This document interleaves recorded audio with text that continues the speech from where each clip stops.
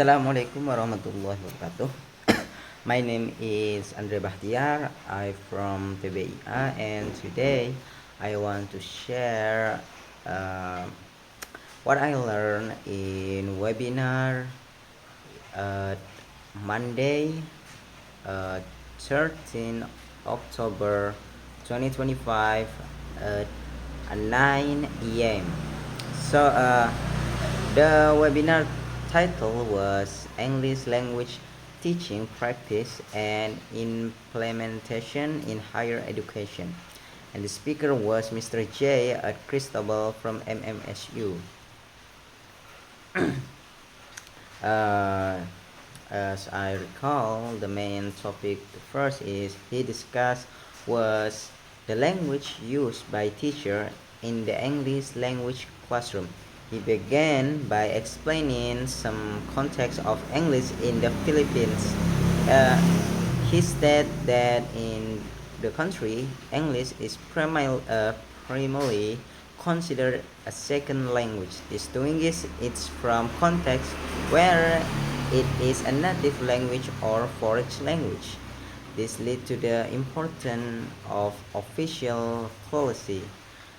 The speaker presented the key aspect of said language policy, which are one is language course, two literature course, and three is humanities and social sciences course. And the fourth is bilinguals, and fifth is English as the primary medium of instruction. To support this, he cited a study by Tejano 2025 which stated that language use in Philippines in higher education institution is shaped by internationalization, university ranking, and links linguistic requirement. This make a language indispensable. At the same time, Filipino and regional indigenous language are crucial for supporting access, identity, and community engagement.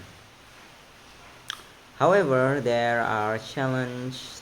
Uh, the speaker pointed out what went wrong, which he categorized into three things. Like the first is language use, the second is language practice, and the final or the third is language policy. To investigate this issue, he presented the following research question. Like number one, what language do teachers use during instructional talk and management talk? And two was what are teacher perception of their use of this identified language? And third, what challenge do teacher face in using this language? The methodology for this study was descriptive research design conducted at MMCU CTE. The participants were six teachers teaching English course. Data was collected using checklist, interview, question, and a group discussion. It was analyzed using frequent count, percents, and thematic analysis. Here are the uh, uh, so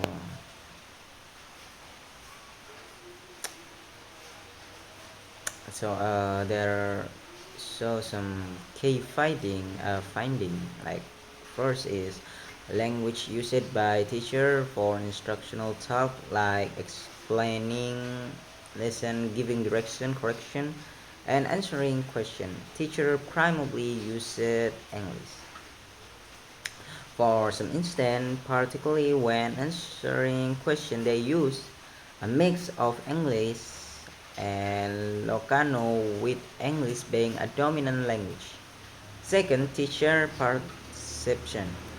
The teacher had very positive perception which were grouped into a team. Confidence and versatility using a multiply language was practical. The second is connection with the student using the mother tongue. Ilocano help build rapport.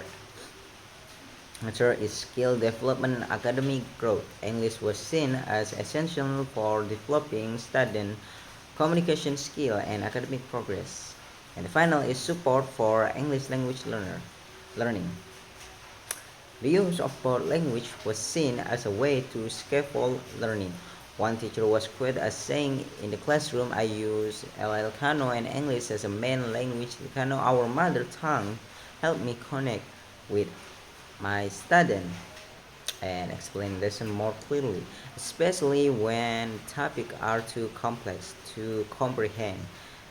English, on the other hand, is essential for developing my student communication skill and academic growth." And the third is insight on English language teaching. The analyst provided several key insights.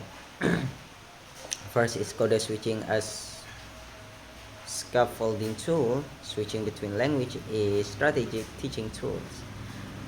Second is building rapport and connection. The mother tongue is a vital for connecting with students. Third is English as primary goal. Proficiency in English remain the ultimate academic objective. And finally is versatility and confidence. Teachers find it effective to be flexible with the language use. The main challenge identified was balancing language, figuring out the right mix and timing for using English and the local language. Finally, the web the webinar conclude with recommendation. First is one is strategic code switching. Teachers should plan when and why to switch language. And two is conversational environment. Create classroom environment that encourage practice. Third is reflective practice. Teachers should continue to reflect on their language use. Fourth is further research on language use and practice. And final is development of clear language policy for institution. So that's all I get from this webinar 2025. Assalamualaikum warahmatullahi wabarakatuh.